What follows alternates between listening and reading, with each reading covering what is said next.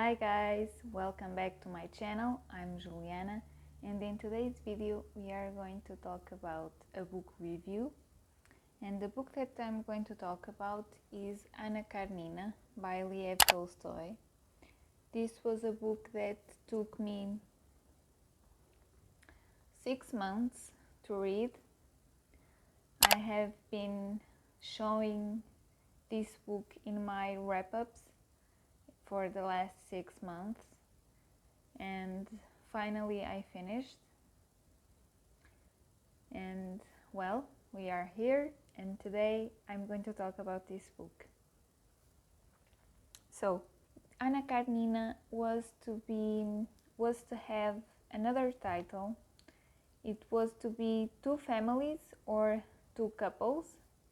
That was the idea of Tolstoy. But I think for publicity reasons and publishing reasons, it became Anna Karenina.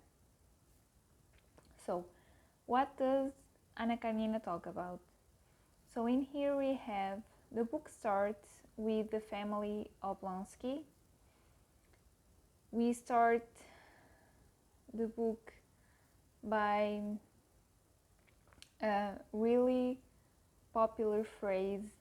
So the phrase is, happy families are all alike. Every unhappy family is unhappy in its own way. So I went and go see on Google, sorry. And the second phrase is something like, everything was confusion in the Oblonsky family house. In the Oblonsky house. So in here we become to understand that the man of the family, Oblonsky, betrayed his wife, Dolly. So he had an affair with the professor of his children. That was a professor that came to the house. And Dolly is the woman of the house, right? So she was the one responsible for all the house affairs, and everything is a confusion in their house because Dolly is thinking of divorcing Oblonsky. And so some employees are quitting, the couple is fighting, right? So it's understandable to see why everything is a confusion in their house. So I'm going to put down the book because it's too heavy.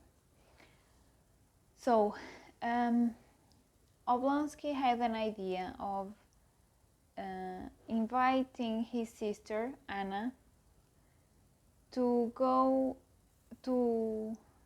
and come to their house so she could convince his wife to not divorce him.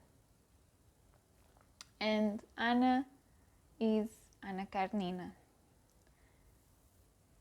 And in this book, along the way that we are going to be reading it, you can understand that in this book there are very much duplicities. So we have the countryside with the city, we have the city of Moscow contrasting with the city of St. Petersburg, we have high society and the mujiks. I don't know how to pronounce it in English, but they are the low class of Russian society in the 1800s. We have the intellectual man contrasting with the practical man, and we have carnal love with pure love. So we have many contrasts in this story, and you will be able to see them along the pages. So Oblonsky is public servant. He is characterized as a bon vivant. He lives beyond these possibilities, and as we can understand right from the beginning of the story, he is a womanizer. Dolly, on the other hand, is a demure person.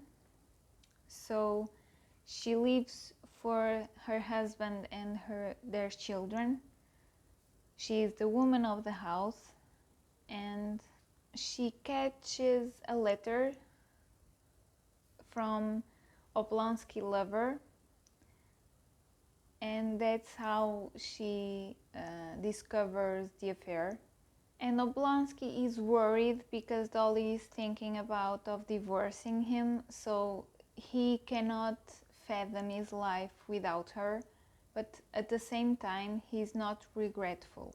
So before Anna arrives to the city, Oblonsky reunites with Levin, that he's an old friend of him, and Levin is a propriety owner, and he has been in Moscow, but he went away really quickly, and he returns past a few months, and he is in love with Kitty, that is the sister of Dolly, so the sister-in-law of Oblonsky. And when he comes back, because he has a place in the countryside where he passes a long periods of time, but when he returns, Kitty has met Vronsky, that is a military man, younger and really handsome. And so when Levin comes back, Kitty is in love with him, or enamored, shall we say. Vronsky is a proudful, handsome, rich military man from St. Petersburg, and he does everything for honor. And so when Levin tries to open up to Kitty, Kitty rejects him. And coming back, returning to Anna,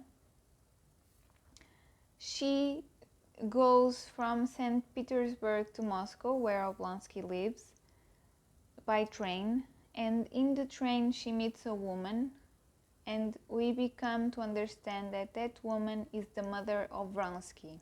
And in the station, Anna meets Vronsky. And in that same station where Anna arrives to, it happens an accident with an employee of the station, and he dies. And Anna says to Oblonsky that it's like she has some kind of premonition that something bad is going to happen. And Oblonsky says to just forget it, but this is like the first clue of what's going to happen further in the book. Oh, before I talk about the symbology of this story, just more details about Anna. Anna is married with an older man, Anna Karenina, and they have a son together, Alyosha, I think that's how he's called.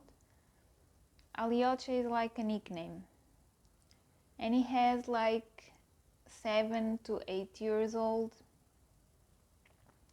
And you know, she lives a happy life in St. Petersburg. She's a woman of high society, so she doesn't have to work or anything, and she has a tranquil life, shall we say. So in this book we have a lot of symbology.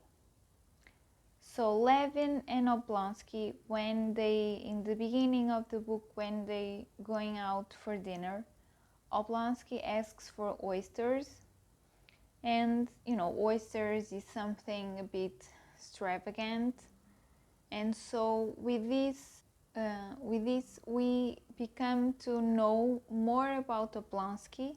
So it's an information that the reader has about the character of Oblonsky. Another thing is about the train stations. So in this book they are very present in very moments and very significative. The book was published in 1878 and Tolstoy becomes writing it in 1872. And in this period, Russia was passing through a transformation of the enslaved regime that was up for a very long time, and it was abolished, and the capitalism became to enter Russia. So railroads were being built in the countryside, in the fields, and Tolstoy didn't see that with good eyes. Another thing is about the years of Alexei Karenin. When Anna returns to St. Petersburg and her husband is waiting for her in the station, the first thing that she notices is the size of the Alexei's ears. It was something that before it didn't bother her because she had met Vronsky. So all of a sudden she was noticing the size of Alexei's ears. And so this is the symbol of passion, and it would change the way that she would see the world. Some scholars, and between them Nabokov, say that Tolstoy was the inventor of the stream of consciousness. In this book, there is a part of the story that is narrated by what is happening inside Anna's head, as we saw everything from her eyes.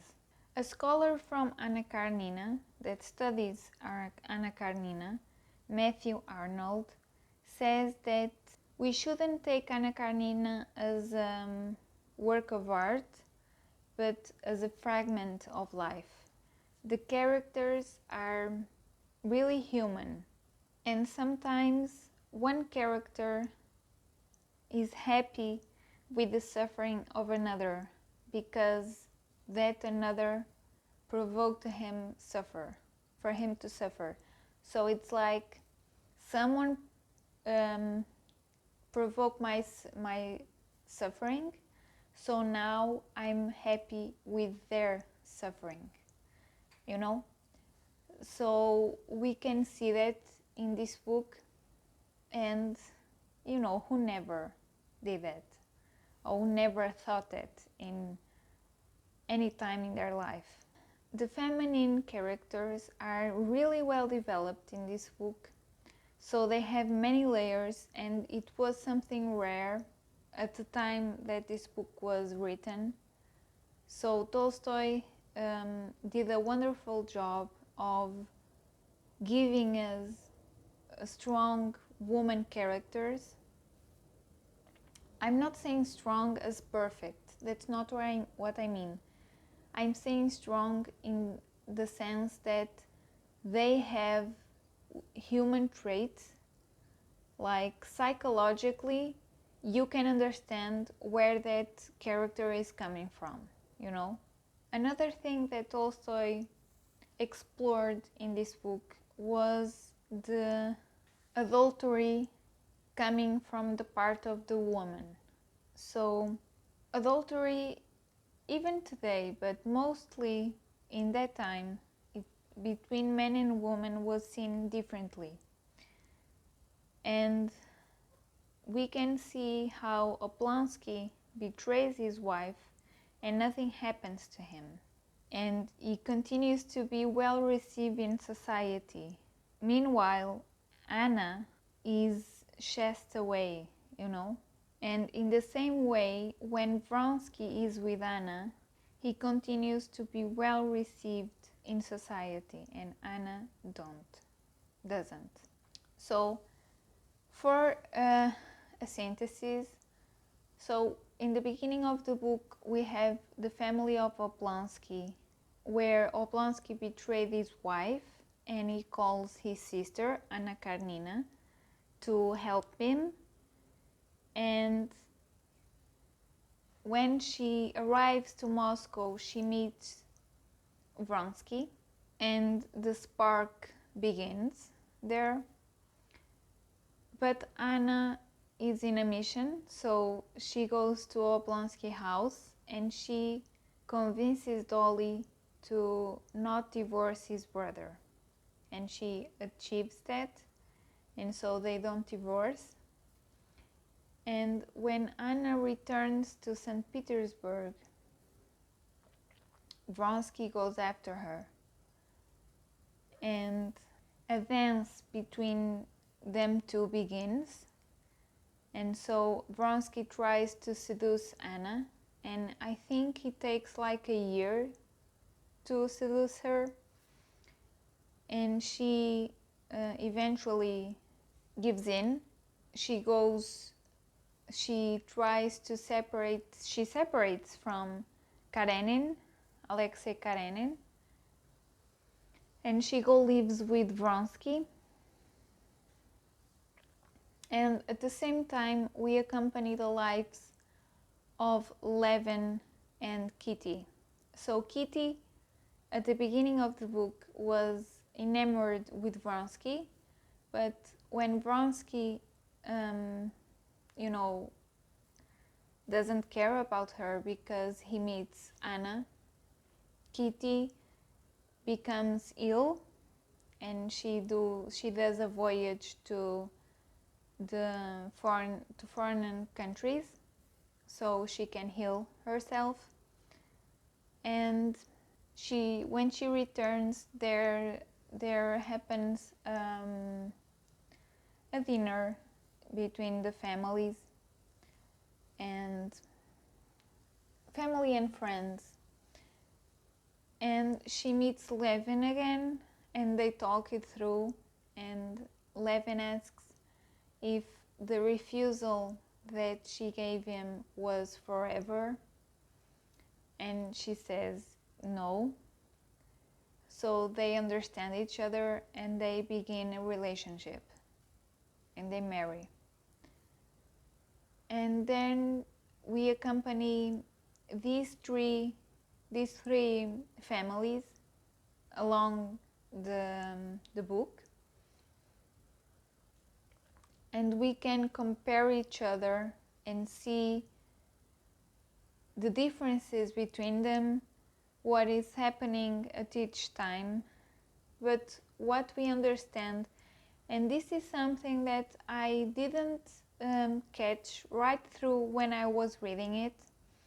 I had to read lectures on Russian literature by Nabokov to understand this.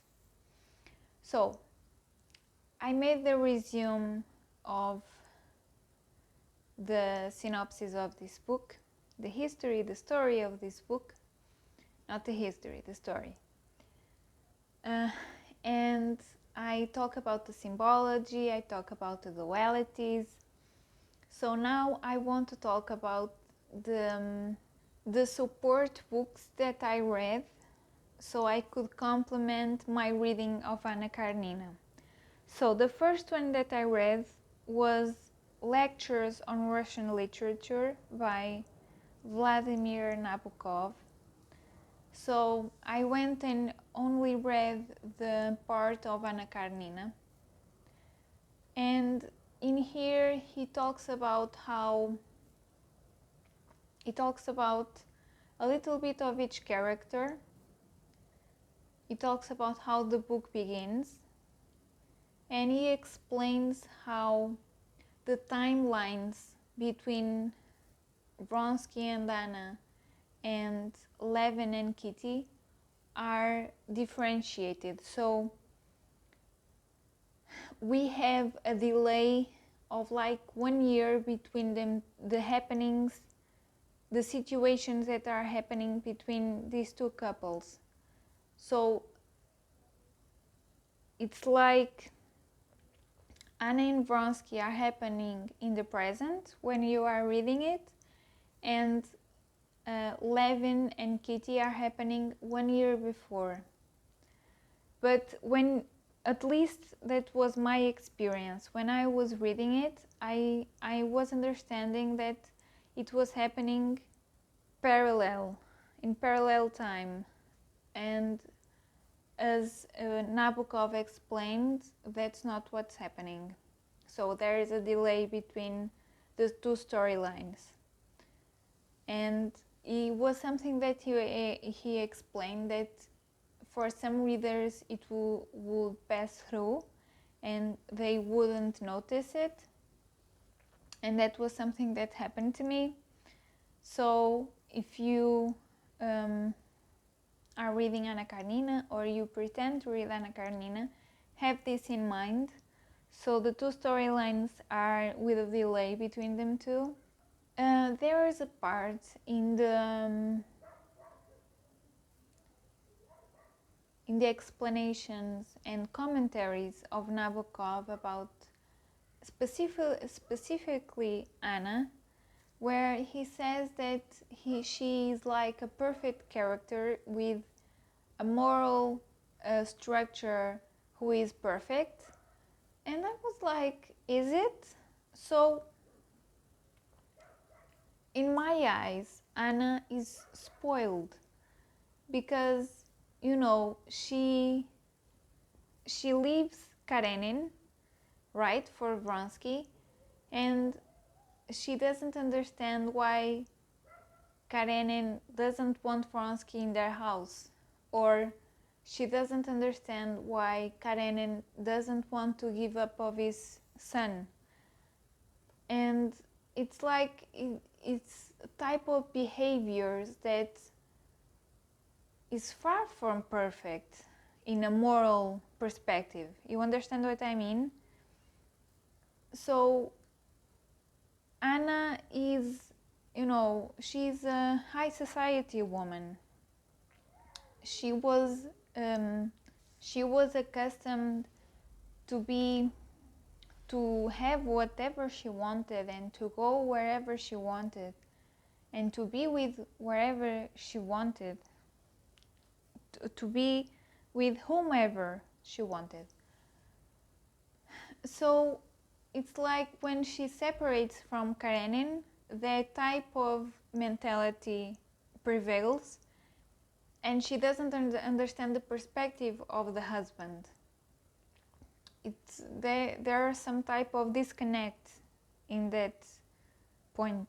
Then he also makes more explanations about some customs and some little details about that appear in the story, and he makes an explanation for it, like a contextualization. So that's interesting. And he talks about each character. So, for example, he says that Vronsky has a little character. It's like, what I mean is like his character is weak. And he's a weak man. He doesn't have anything extraordinary or relevant or significant that to notice. You understand? And he says that Vronsky in a way he's jealous of Karenin because Vronsky always looks at anything that happens in his life in a way of how can I be honorable. So when Karenin responds to what is happening, so to the betrayal of Anna, is like he's very calm, very selected, and sure of himself, even if he is hurt, but he has a very tranquil attitude about it. And there's something that happens where, so there's a point in the story where Anna gets pregnant from Vronsky, and so she is still married with Karenin, and Anna, in the day of labor, she becomes to have really high fever and she's about to die. And so Vronsky and Karenin are there, and Karenin is, when that is happening to Anna, he's considering forgiving her. And Vronsky becomes really admired. So he has an admiration for Karenin, and he sees the honorable man in front of him. So he is jealous of him because he wants to be like that. So, and then Vronsky, because of that, tries to do something. I'm not going to say it. I don't want to give much about the story, so I gave you this. But so he does something, and Nabokov says that, you know, he is a little man. He wants to be like Karenin, but he can't. He can't do it. So that's an example. So he talks about something that he talks about very much is how Levin, the character of Levin, is like a personification of Tolstoy. It's like Tolstoy projects himself on Levin. And in this book we have many conversations about politics and concerning Levin mostly, and the differences between the city life and the country life. And because Levin is a proprietary owner of lands, and so he has people working for him in the fields, he considers himself responsible for that people, and he has very much respect for their work. And so he has lots and lots of conversations with other people about it. And for most of the time, he has a different idea from the other people. And Nabokov talks about how how Levin is the reflection of Tolstoy. So much of the ideas that we see described in this book that are said by Levin, it's like it was Tolstoy saying them. So he talks about that also. And yeah, you know, you are going to read a different perspective, what I can say, a commentary of Nabokov about each character, what he thinks about each character. As I explained to you, I didn't concur with him about Anna, but maybe you do, I don't know. Let me know. And yeah, you are going to see explanations about the time lapse, as I explained. And you know, it's really interesting to see another point of view and some things explained and contextualized about the book. Another part of the book that I read was Dancing with Mrs. Dalloway by Celia Blue Johnson. So I think this is the first chapter about Anna Karenina. And in here she talks about how Anna Karenina was published, how first of all Anna Karenina was not going to be called Anna Karenina, as I've said in the beginning of this video, and it was because of commercial issues that they put the name of Anna Karenina in this book. And it also talks about how Sonia, that was the wife of Tolstoy, had the principal role in the making of this book, first of all, and in the publishing of it too. And yeah, it's really short, but it's interesting. But the other one that I read was The Wives by Alexandra Popov.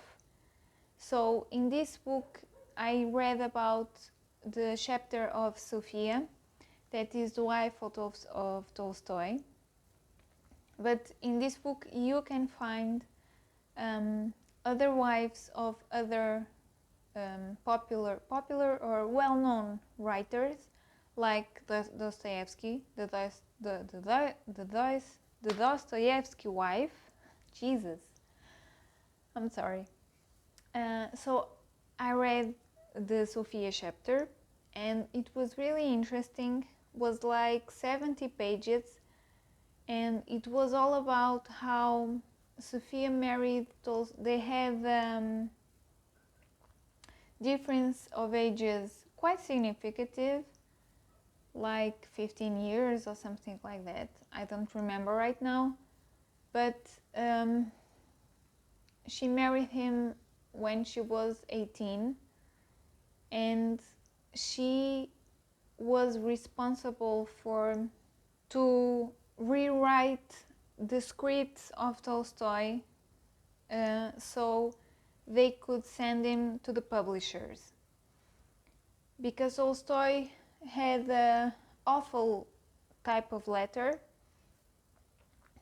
and he would write in every space of the page, so it was like unreadable.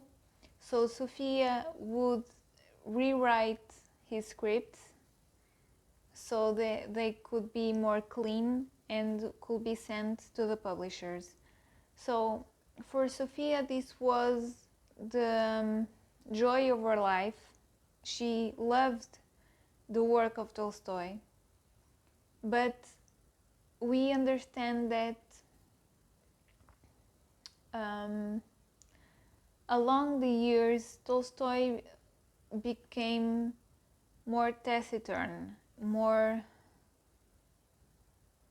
inward, and he began to change his ideas about life, and because he was born in a rich family, so they had lands, they owned properties, and Tolstoy never passed through difficulties, financially I mean. So he was a man born in money, and when he married Sophia, he was a writer mostly. He owned lands and he make money of his lands too, but his work was writing, and Sophia helped him with it. But along the way, Tolstoy became to reject the idea of having money and be owner of properties, and he also reject the idea of his children have an education. So he will think that everyone should work in the land, because working in the land was what gave dignity to life. And so he became to reject also receiving money for his books. And Sophia was becoming desperate because she was seeing the way of their life and their family life being destroyed because the ideas of Tolstoy. And so we accompany the desperation of Sophia to republish some books of Tolstoy. And Tolstoy also became to write more philosophical works about the work in the fields and the mujiks, and more political ideas that were against the regime. So they were like prohibited of being published, and Sophia fought for them to be published. So although Tolstoy had almost given up on his family, Sophia was the pillar of the family. And we also accompany some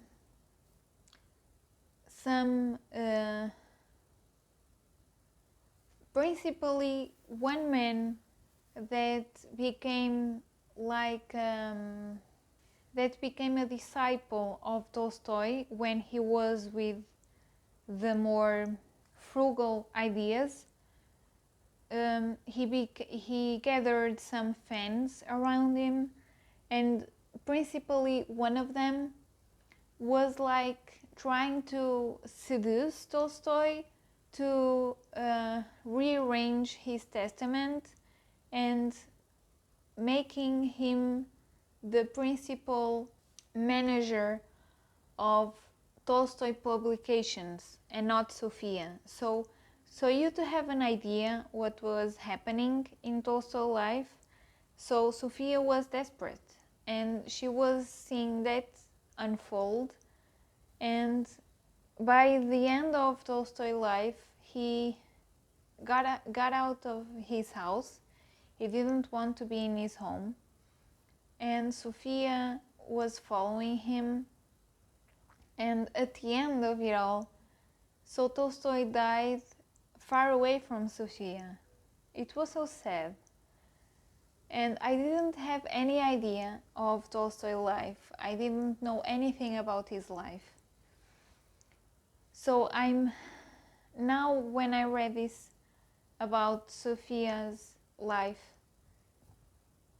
yes, because this was about Sophia, and you have to read it because it's incredible the persistency of this woman. She was the pillar in Tolstoy's life, and he admitted it so many times. But at the end of his life, he was being really unstable in the relationship he had with Sophia, because he would appreciate her and other times he wouldn't. He would like reject her and then he would appreciate her again, and it was back and forth. So I'm considering to read a biography of Tolstoy to understand a bit more about this period of his life, because he was so prolific, and he was still alive. He was considered a great Russian author by his peers. So his books were received so well. They sold so much. People were eager for more work from him, and he, simply diverged from that path and became more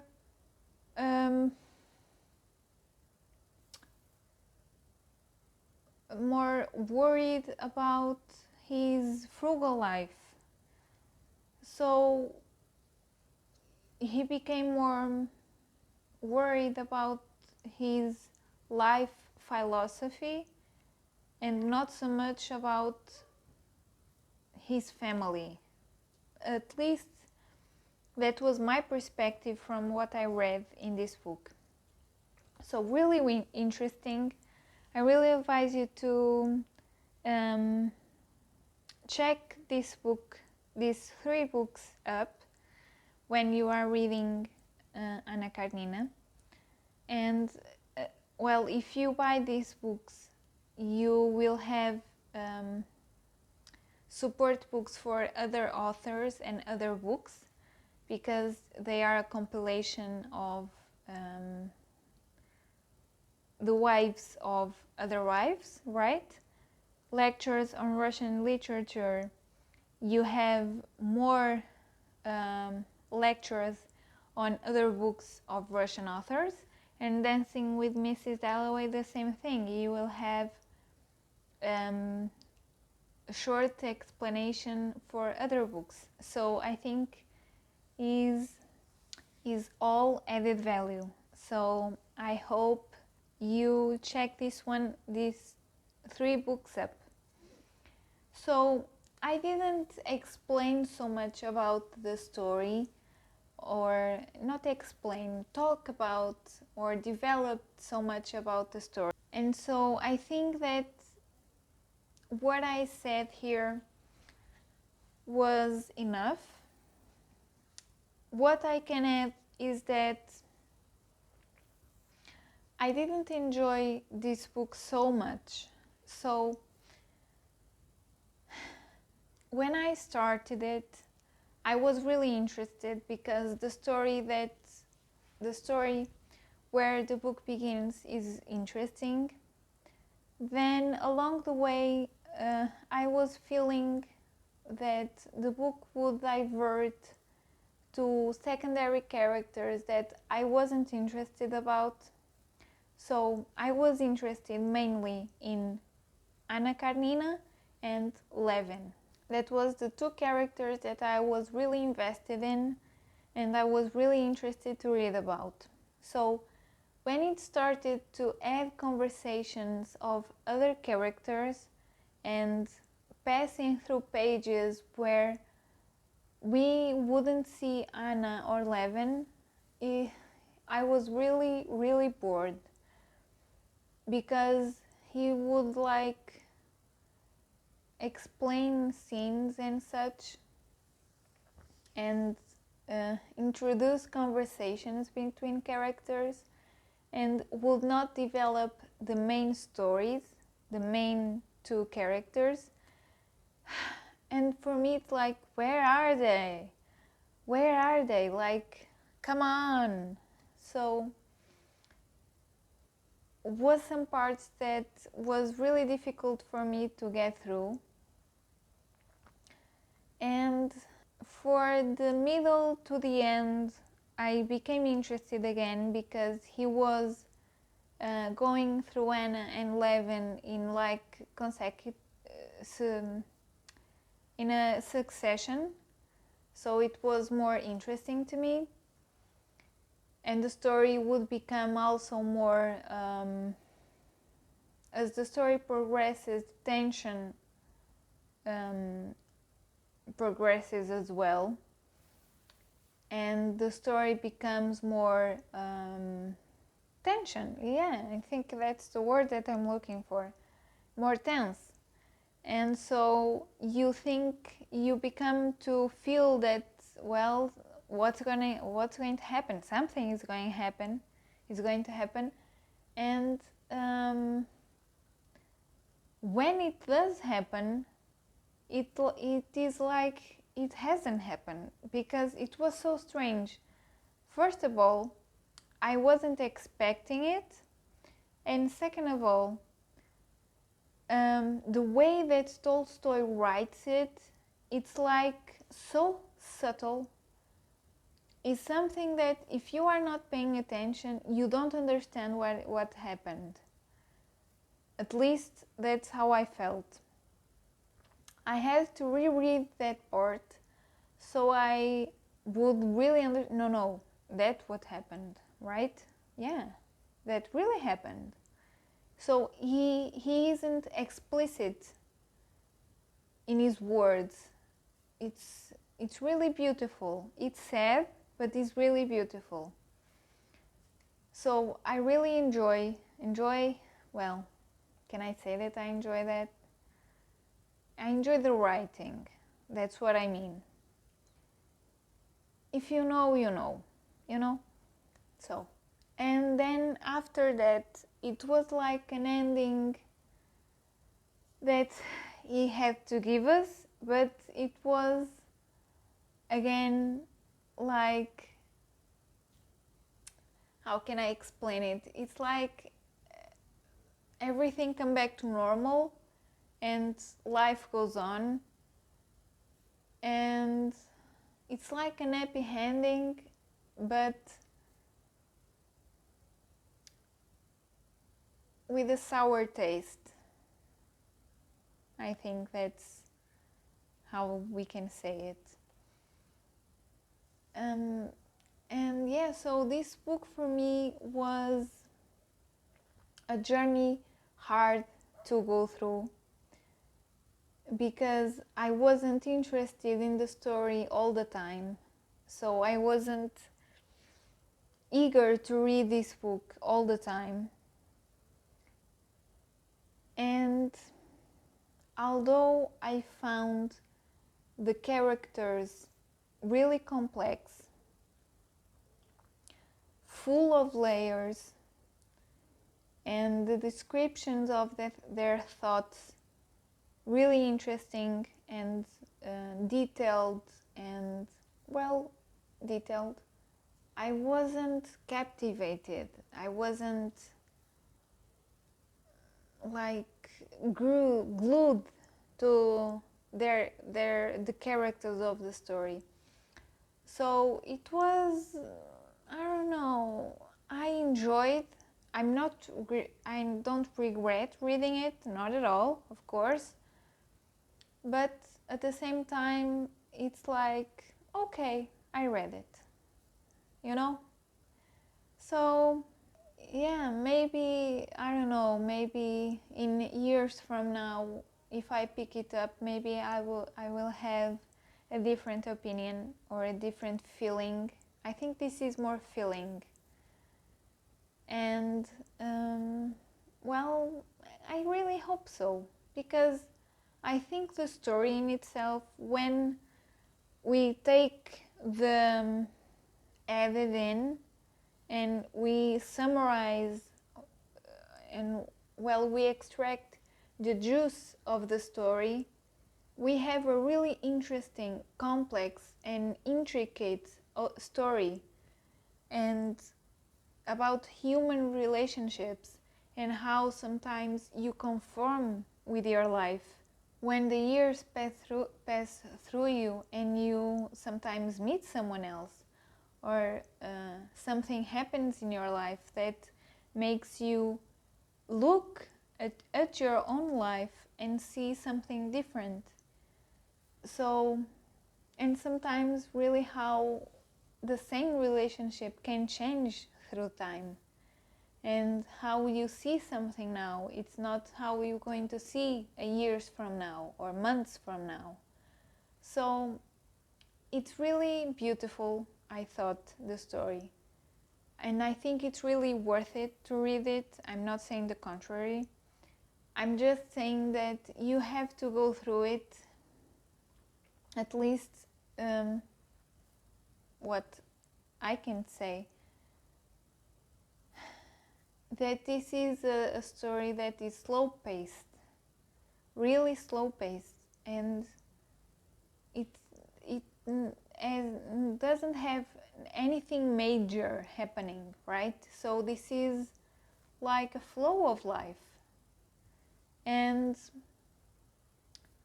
yeah, I think that's it. I hope you have a more joyful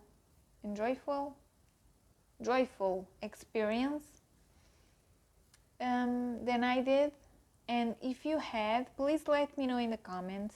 I would love to know your own opinion about this book, your own experience about this book, the reading of this book, so I can maybe in years from now, when I pick up, I can remember of it.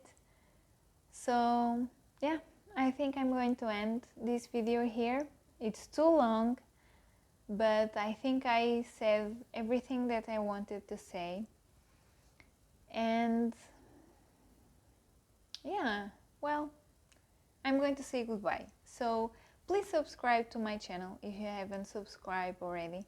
Leave a like, it helps a lot with the divulgation of the video and the divulgation of the channel.